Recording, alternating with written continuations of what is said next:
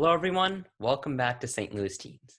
We are here today with Crystal Wang, who is the founder and CEO of SOAR, Students for Oncologic Aid and Relief, dedicated to bringing joy and aid to cancer patients. Crystal is a sophomore at Harvard studying economics and is also a music artist under the stage name Crystal King and is a social activist. Crystal, you were selected as one of 4 Harvard Wood Heroes this year. Congratulations, and thank you for your phenomenal work with music therapy and helping those battling cancer. Thank you so much for having me. Crystal, thank you so much for being here with us today. Can you tell us a little bit more about yourself and what inspired you to start SOAR? Sure. So like you mentioned, I'm currently a sophomore at Harvard University. I'm also doing a dual degree program at the Berklee College of Music where I can pursue my 2 biggest passions while also doing music along the way. And so the way that SOAR was kind of founded was back in 2016. I had found out my own cousin got cancer. And this was absolutely devastating news to me and my family. And I was really trying to figure out a way that I could help as someone who was just in high school. You know, I didn't necessarily have the medical resources or financial means to help my cousin. So what I went to was something that I knew best, and that's my love for music. And so it kind of started by me just writing a song for my cousin. The song was called Soar With Me, and it just inspired him to keep holding on to hope despite all the struggles that he was going through.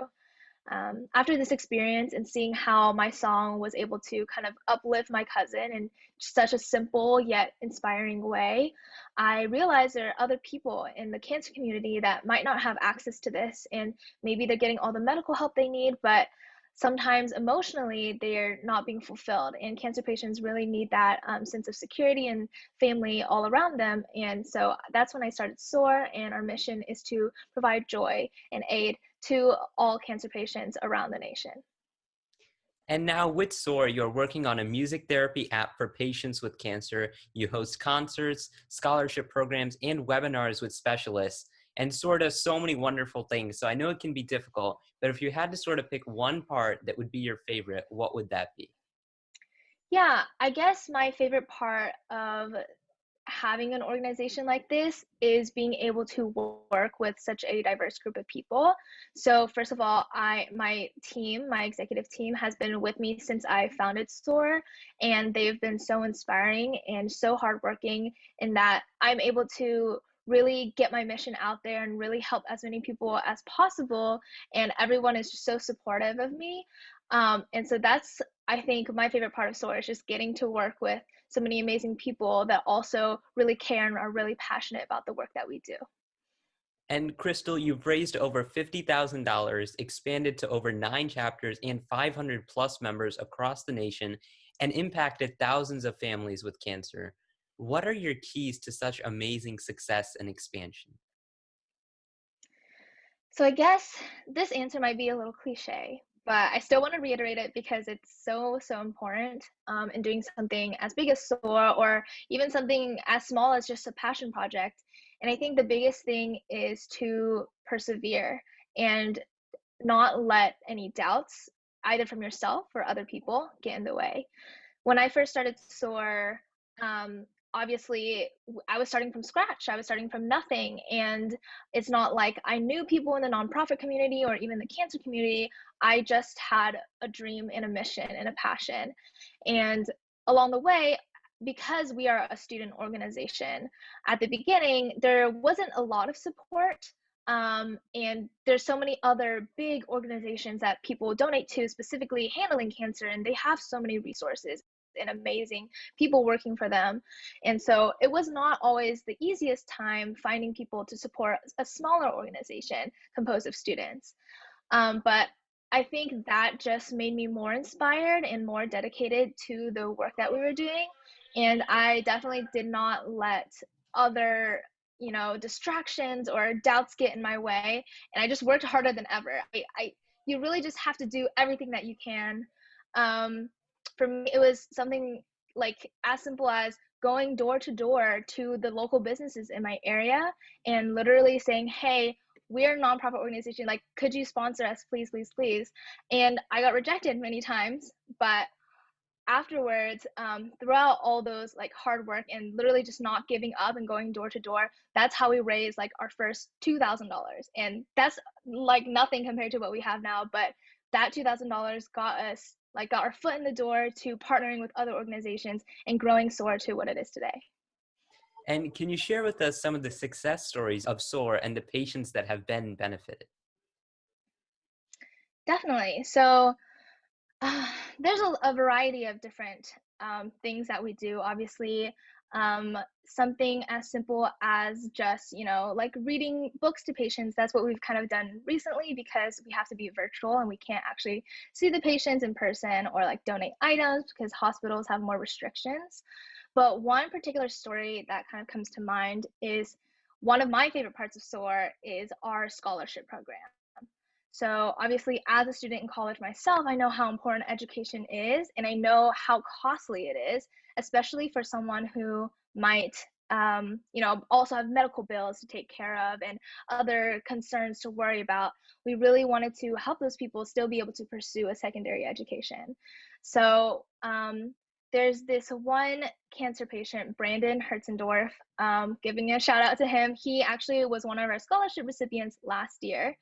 And Brandon was so inspiring because not only did he write all about his struggles while being in the hospital, but he also talked to us about how hard it was for him emotionally because he had to be separated from his friends and family, and his mental health was not at the best part of his life, especially being in the hospital, which is really understandable.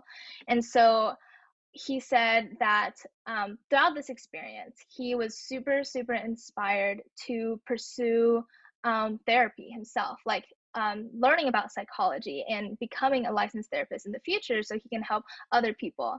And with our scholarship donation, that's how he can pursue learning all that education at the university that he's at right now and eventually going on to pursue that degree. So I feel just super warm-hearted from that experience and being able to talk to him and being able to contribute to the education that will allow him to help so many more people in the future. That's a wonderful story. And it's so wonderful how SOAR is able to impact so many people and how that one story, is not just one story, but it's the story of so many others who were able to be positively benefited by your program. And with the Thank you. onset of the pandemic now, how have things changed for the organization and how are you navigating these challenging times? Definitely. So I think within the structure of our organization, things haven't been that difficult because even before the pandemic hit, most of our executive team is all around the country and we are operating multiple chapters all around the country. So we do already have to communicate virtually. However, the way that we've changed operating now is our relationship with the hospitals. For example, we can no longer go into the hospitals, or a lot of hospitals are no longer accepting physical donations because of sanitary precautions. And so we're trying to shift by doing different virtual events. Like I mentioned before, we just finished a children's story event where people from our organization submitted videos and they're being distributed right now to Dallas Children's Hospital. And I think that's a really unique way to do an event like this because they're just projecting it on their screens. Something else that SOAR has done is over the summer, we did a whole web series where we talked to oncologists or professionals within cancer and asked them to have like all these serious conversations on how the pandemic is changing things. Like, how is it changing the entire oncology community? How is it changing lives of patients? A lot of patients now are scared to even go into the hospitals to be diagnosed anymore because they're scared of the pandemic. So that was a really interesting and I think very informative webinar series that we did. And a lot of the money that we got from donations from that series was given directly to COVID relief. So SOAR is doing everything that we can to combat this pandemic, and we're just doing our best to try to make things easier for everyone, especially in the oncological fields.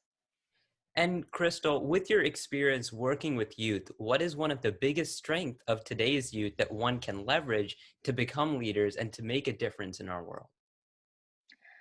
Thank you for asking that question. I think that's actually really important. And being from a student organization, I've seen so many things being run in a different way than I would at, maybe a more established organization with adults. And I think the answer to that question for me would be how people of our generation have such big hearts. And I really think it's the empathy that we hold in our hearts, and it's the way that we really care about other people, even people that we don't know, people that we just see on the internet or hear stories of. I know me personally, if I hear of someone suffering or in need, I want to do everything that I can to help. And maybe I'm not able to like actually physically help them, but maybe I can spread the word and help inspire other people to do what they can as well. And I think that's something so unique about our generation, is how we can come together and pull in our strengths of empathy and caring about other people, and just little by little, if everyone just contributes a little bit, that's how we can really make a large impact. And through the use of social media and things like that, like our generation has really been able to come together for like the big issues of today. And Crystal, what would your advice be for teens who are aspiring to become music entrepreneurs and leaders like yourself? Yeah, so um, I think the biggest thing is follow your heart. As cheesy as that sounds, I've always known. Actually, no, I haven't always known where my passions lie. So I've really had to explore a lot of different things. And when I found music, that was something just clicked. I was like, yes, I love making music, I love performing music, and I love inspiring other people with my music. And that inspiration has led that inspiration has also led to my nonprofit organization and other things that I'm doing on the side as well. And it's because I really love it. And not a day goes by where I feel like tired of music or tired of the work that I do with SOAR. Things are hard, yes. Things definitely take a lot of dedication and time, and there's struggles and obstacles. But at the end of the day, I love the work that I do. And I think that's what makes something so successful, is because you're passionate about it. Crystal, thank you so much for your phenomenal service, and thank you so much for your time today and answering all of our questions. Thank you so much for having me. This is really fun. And I hope everyone can take something away from what I've said today, if not just be kind to other people.